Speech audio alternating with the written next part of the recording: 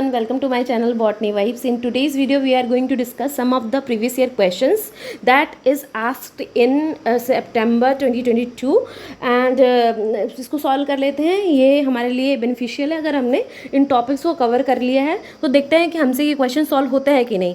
अगर आपने उन टॉपिक्स को जिनसे क्वेश्चन पूछा गया है अगर आपने पढ़ लिया है तो आप वीडियो को पॉज करके खुद सॉल्व करने की कोशिश कीजिए, और अगर आपने नहीं पढ़ा है तो आप डिस्क्रिप्शन देख सकते हैं. और मैंने सारे पॉइंट्स भी लगा दिए हैं कहाँ कहाँ से क्वेश्चन पूछा गया है. और साथ के साथ मेरे चैनल पे मैं इम्पॉर्टेंट टॉपिक सीरीज़ का एक इम्पॉर्टेंट शॉर्ट टॉपिक्स का पूरा सीरीज़ चला रही हूँ. तो अगर आपने वो नहीं देखा है तो वो भी देख लीजिए, क्योंकि कई क्वेश्चंस डायरेक्ट उन टॉपिक से पूछे गए हैं. तो आप लोग अगर टॉपिक पढ़ लेंगे तो आपको क्वेश्चन करने में भी ईजी रहेगा. सो बिना समय को वेस्ट किए चलिए स्टार्ट करते हैं अपने क्वेश्चंस के साथ साथ. The first question is consider the cancer type in column P and the cancer related description. Column P में कुछ कैंसर के टाइप दे रखे हैं और कॉलम Q में हमारे कुछ डिस्क्रिप्शन दे रखे हैं. पहला ल्यूकीमिया. ल्यूकीमिया से हमें नाम से ही पता चल रहा है कि हीमेटोपोइटिक टिश्यूज़ का कैंसर है. ठीक है, तो हमारा ए का आएगा second, hematopoietic cell cancer that does not grow as a solid tumor. ठीक है, ए का सेकंड हो गया. तो हम ऑप्शन में से देख लेते हैं. ए का सेकंड, बी और डी यहाँ से इनकरेक्ट हो गया. ए और डी में से कोई सही ऑप्शन है हमारा. सार्कोमा. सार्कोमा का आएगा कनेक्टिव टिश्यू. सीधा सीधा याद रखिए, सार्कोमा से connective tissue. A tumor that develop from the mesodermal connective tissue is known as sarcoma cancer. B का आएगा थर्ड. बी का थर्ड. तो हमारा ऑप्शन ए जो हो गया वो करेक्ट हो गया. फिर भी हम लोग देख लेते हैं और ऑप्शंस को. बी का हमारा आगे थर्ड. ठीक है, सार्किनोमा. सार्किनोमा जो होता है एपिथेलियम सेल का कैंसर होता है. तो इसका a tumor that has been arisen from the endodermal tissue. तो ये हो गया सार्किनोमा का. मेलानोमा. मेलानोमा नाम से ही पता चल रहा है ये पिगमेंट सेल्स का कैंसर है. ठीक है, तो डी का हो जाएगा यहाँ से 4, cancer that develop from the pigment producing cell of skin. तो हमारा ऑप्शन ए जो होगा करेक्ट हो गया, कॉम्बिनेशन जो मतलब मैचिंग के हिसाब से. देखते हैं आगे second question. A student listed following combination of enzyme and their involvement in different phase of the Calvin cycle. Calvin Benson cycle. Phosphoglycerate kinase reduction phase.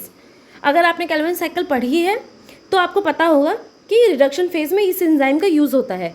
तो फर्स्ट हमारा सही है, ग्लिसरल्डिहाइड 3-फॉस्फेट डिहाइड्रोजनेज रीजनरेशन फेज. ये यहाँ पे गलत हो जाता है. ये रीजनरेशन फेज में नहीं, रिडक्शन फेज में यूज़ होता है. Triose phosphate isomerase reduction phase नहीं, रिडक्शन फेज नहीं होना चाहिए, यहाँ पर रीजनरेशन फेज होना चाहिए. तो बी और सी यहाँ से गलत हो जाता है. तो फर्स्ट ऑप्शन हम कॉम्बिनेशन देख लेते हैं. फर्स्ट ऑप्शन में बी और सी दे रखा है गलत, बी और सी सेकंड में भी दे रखा है, बी और सी थर्ड में भी दे रखा है. तो यहाँ से हमारा ऑप्शन जो डी जो है ए एंड डी कॉम्बिनेशन वाला वो सही हो जाता है. Moving to the third question that is came from the development biology. Limb development से लिया गया है एक क्वेश्चन. तो हम लोग देख लेते हैं एक बार अच्छे से क्वेश्चन को. TBX4 and TBX5 are critical in the specification of hind limb and fore limb respectively. ठीक है, the following statement were made regarding the experiment involving expression of TBX4 और TBX5 gene and their probable outcome. ये सारे कुछ experiment किए गए हैं जो कि एक्सप्रेशन को बताते हैं TBX4 और 5 के, और उसके कुछ प्रोबेबल आउटकम और रिजल्ट को बता रहे हैं. देख लेते हैं ऑप्शन.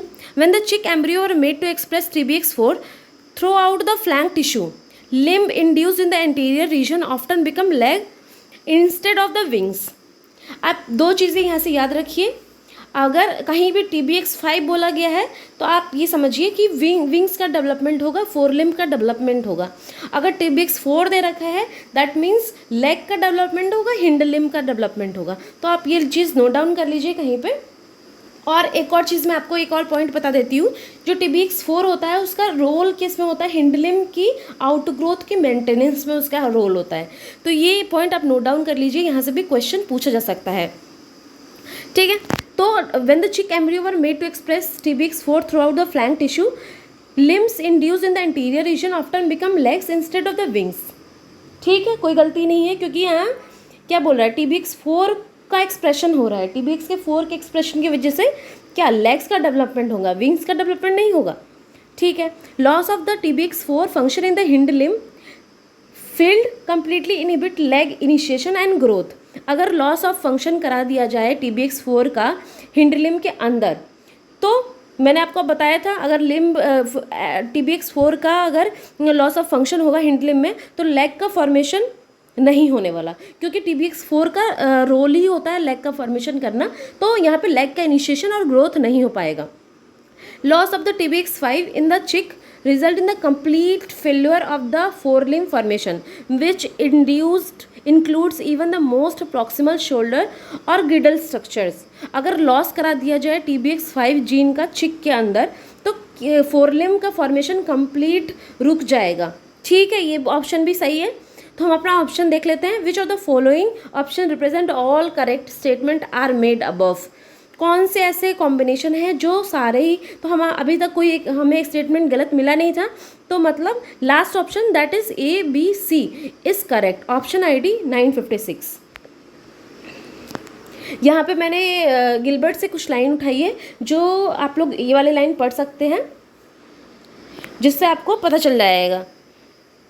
यहाँ पे थोड़ा गड़बड़ हो गया है, तो मैंने वैसे भी आपको ये सब चीज़ें बता दी हैं, तो ठीक है। मैं आपको ग्रुप में शेयर कर दूंगी गिलबर्ट का लिंक, आप वहाँ से डाउनलोड कर लीजिएगा। The next question is the following statement were made regarding the patterning of anterior posterior body plan of Drosophila. Micro injection of the bicoid mRNA in the middle of the bicoid deficient embryo. एक bicoid deficient embryo है। Bicoid का काम होता है head का formation करना। Bicoid deficient embryo है, मतलब हेड का फॉर्मेशन नहीं हो रखा। Led to the formation of head in the middle and the telson at the two ends. Drosophila वाला अगर आपने एंटीरियर पोस्टीरियर बॉडी पैटर्न वाला पढ़ा होगा तो आपको पता होगा कि बाइकोड mRNA का काम होता है हेड का फॉर्मेशन करना। अगर ये डेफिशिएंट एम्ब्रियो में हम लोगों ने बाइकोड का इंजेक्शन कर दिया तो क्या होगा, हेड का फॉर्मेशन हो जाएगा मिडल में और दोनों साइड हमारा टेल का फॉर्मेशन हो जाएगा। ठीक है, ये ऑप्शन करेक्ट है, कोई दिक्कत नहीं है ऑप्शन में। दूसरा ऑप्शन देख लेते हैं। Nanos protein inhibit translation of the caudal mRNA at the posterior half of the embryo. Nanos protein जो होता है इनहिबिट करता है, इनहिबिट नहीं करेगा, प्रोमोट करेगा, क्योंकि नैनोस और कॉर्डल mRNA दोनों ही पोस्टीरियर हाफ में ही बनते हैं, तो इसको इनहिबिट नहीं करेगा, प्रमोट करेगा। तो यहाँ से हमारा बी ऑप्शन इनकरेक्ट हो जाता है। तो बी ऑप्शन हमारा कहाँ कहाँ है, ए वाला ऑप्शन कॉम्बिनेशन गलत है और डी वाला कॉम्बिनेशन भी गलत है। ठीक है, और सी वाला तो दोनों, बी और सी दोनों में है, तो सी वाला तो सही होना ही चाहिए। फिर भी देख लेते हैं एक बार। The bicoid protein activate the zygotic expression of hunchback gene. ठीक है, ये इसको एक्टिवेट करता है, कोई दिक्कत नहीं है ऑप्शन में, सही है ऑप्शन। डी ऑप्शन देख लेते हैं। The segment polarity genes are expressed in the segment of the embryo. ये सेगमेंट पोलैरिटी जीन्स होती हैं जो कि सेगमेंट्स में ही एक्सप्रेस होती हैं। ये ऑप्शन भी हमारा कहाँ करेक्ट है, तो यहाँ से हमारा ACD ऑप्शन करेक्ट हो जाता है। Option ID 959। यहाँ पे मैंने एक गिलबर्ट से इमेज भी लगा दी है, जहाँ से आप लोगों को दिख जाएगा नीचे वाले बी वाले ऑप्शन में। बी वाले में देखिए, जहाँ पे अर्ली क्लीवेज एम्ब्रियो प्रोटीन्स दे रखा है, वहाँ पे साफ साफ दिखा रखा है कि एंटीरियर पोर्शन में बाइकोड और हंचबैक का कॉन्सेंट्रेशन ज़्यादा है और नैनोज और कॉर्डल का जो है पोस्टीरियर रीजन में कॉन्सेंट्रेशन ज़्यादा है। ठीक है, और सी वाले में आप देख सकते हैं कि बाइकोड प्रोटीन इनहिबिट कर रहा है कॉर्डल mRNA को, कॉर्डल प्रोटीन्स बनने को इनहिबिट कर रहा है। ठीक है, नैनोस जो है किसको, हंचबैक को इनहिबिट कर रहा है। तो ये चीज़ें आप लोगों को याद होनी चाहिए टिप्स पे, तभी आप क्वेश्चन को ईजिली सॉल्व कर पाएंगे। चलिए नेक्स्ट क्वेश्चन की तरफ बढ़ते हैं। द ग्रुप ऑफ 6 सेल्स, ये क्वेश्चन लिया गया है हमारे सी एलिगेंस से। तो सी एलिगेंस का वीडियो मैंने डाल दिया था अपने चैनल पे, और सारी ही इंपॉर्टेंस पर्सपेक्टिव जो एग्ज़ाम में पूछे जाते हैं वो भी कवर कर लिए थे हमने। अगर आपने वो वीडियो नहीं देखा है तो वो देख लीजिए, और अगर आपने पहले से ही पढ़ रखा है तो आप लोग पॉज करके क्वेश्चन को सॉल्व करने का ट्राई कर सकते हैं। ठीक है, चलिए डिस्क्रिप्शन देखते हैं इसका क्या क्या दे रखा है। The group of 6 cell P3P to P8P called vulval precursor cell of C elegans form a equivalence group। ठीक है, 6 सेल्स होती हैं। आप लोगों को याद होगा शायद कि 6 सेल्स हैं, इक्विवेलेंस ग्रुप का फॉर्मेशन कर रही हैं, उसको वल्वल प्रिकर्सर सेल्स बोला जाता है, जो कि वल्वा की फॉर्मेशन में हेल्प करेगा। The following statement were made as a evidence that VPC form an equivalence group. कुछ स्टेटमेंट दी गई है, हमें बताना है कौन सी करेक्ट स्टेटमेंट है। If the anchor cell is destroyed the VPC contribute to the formation of hypodermal tissues. अगर एंकर सेल्स जो कि वीपीसी का सिग्नल दे रही है, एंकर सेल ही तो मेन होती है ना जो वीपीसी का सिग्नल देती है लिन-3 सिक्रीट करके, तो अगर एंकर सेल को ही हमने डिस्ट्रॉय कर दिया तो क्या वीपीसी का फॉर्मेशन होगा, वल्वा प्रिकर्सर सेल्स का फॉर्मेशन होगा? नहीं हो पाएगा। सारे ही वल्वा प्रिकर्सर सेल्स क्या बनाएंगे, हाइपोडर्मल टिश्यूज़ बनाएंगे। ये ऑप्शन हमारा करेक्ट है। If the 3 central cell were destroyed the remaining cells can generate the vulval cells. अगर 3 को हमने डिस्ट्रॉय, सेंट्रल सेल्स को डिस्ट्रॉय कर दिया जो वल्वा फॉर्मेशन कर रही थी, तो अब क्या वल्वा का फॉर्मेशन नहीं होगा? ऑब्वियसली होगा। जो अदर 3 सेल्स हैं वो वल्वा का फॉर्मेशन करेगी जो पहले हाइपोडर्मल और अदर सेकेंडरी लिनेजेस फॉर्म कर रही थी। ठीक है, आप लोगों को अगर नहीं समझ आ रहा है यहाँ से तो आप लोग वो वाला वीडियो पहले रेफ़र करिए, वहाँ पे मैंने डिटेल में सब कुछ बताया था विद डायग्राम विद इमेजेस, तो आपको जल्दी समझ आएगा। और ये वाला टॉपिक वैसे भी बहुत ज़्यादा इंपॉर्टेंट है, हर बार क्वेश्चन पूछा जाता है, तो स्किप मत करिए इस टॉपिक को। If expression of lin three is increased VPC contributing to the secondary lineage can form cells of primary lineage.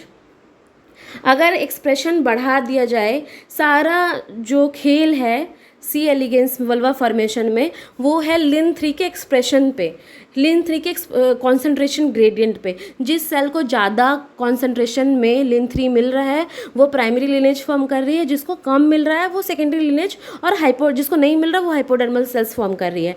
तो यहाँ पे सारा ही खेल किसका है, लिन-3 का। तो अगर हमें ज़्यादा एक्सप्रेशन मिलेगा लिन-3 का, उन जिन सेल को ज़्यादा एक्सप्रेशन मिलेगा लिन-3 का, पहले वो सेकेंडरी लिनेज फॉर्म कर रही थी बट लिन-3 के मोर एक्सप्रेशन के कारण अब वो प्राइमरी लिनेज का फॉर्मेशन करेगी। ये ऑप्शन करेक्ट है, कोई दिक्कत नहीं है ऑप्शन में। एक्टोपिक एक्सप्रेशन ऑफ लेड-23 इन P5P और P7P VPC convert them to primary cell lineage.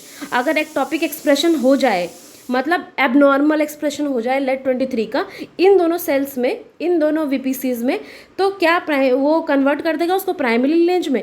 नहीं, ऐसा नहीं होता है। हमेशा ही लेड-23 का तो एक्सप्रेशन कॉमन ही रहता है। सब खेल किसका है, लिन-3 का सारा खेल है। तो यहाँ लेड-23 से कोई फ़र्क नहीं पड़ेगा, वो एक रिसेप्टर काम करता है जो कि सब में प्रेजेंट होता है।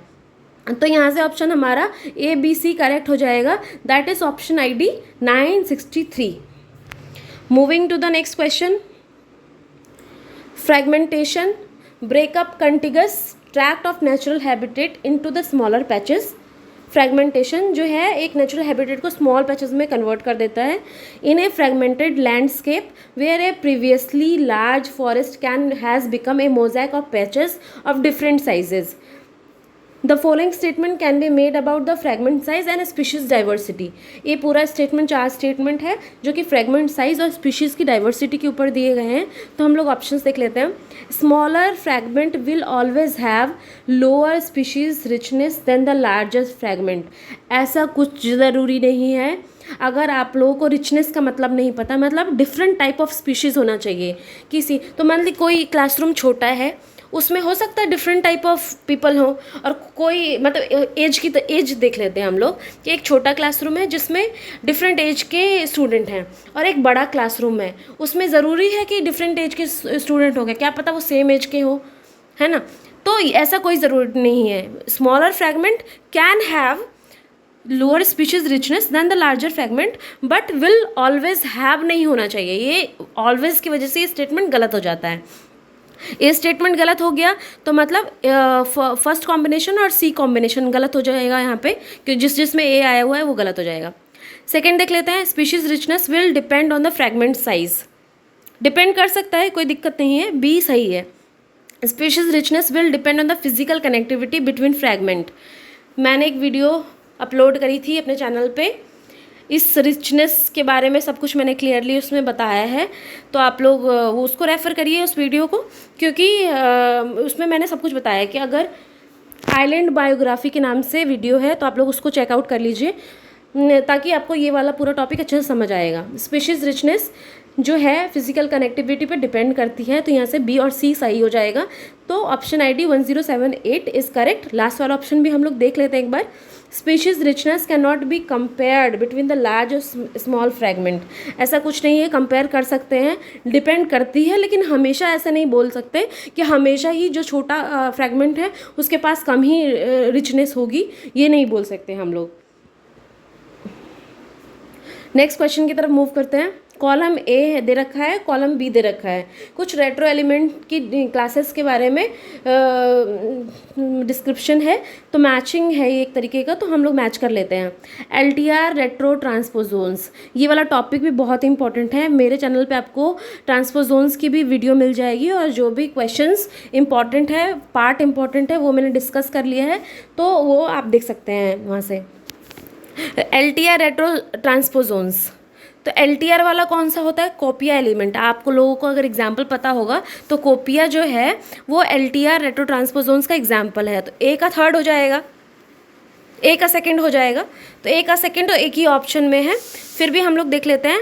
अब देखिए साइन जो है ना, साइन से मैच हो जाएगा कौन सा? अलू एलिमेंट्स, ठीक है। L1 लाइन अगर दे रखा होता तो उससे कौन सा मैच होता है? L1 एलिमेंट, ठीक है। तो साइन का सी का थर्ड हो जाएगा, तो सी का थर्ड और ए का सेकंड एक ही ऑप्शन में है, that is 1। Option ID 1049 is correct. Next question, physical attachment between cell and the extracellular matrix is critical in both animal and plants because it imparts rigidity and strength to the tissues and organ.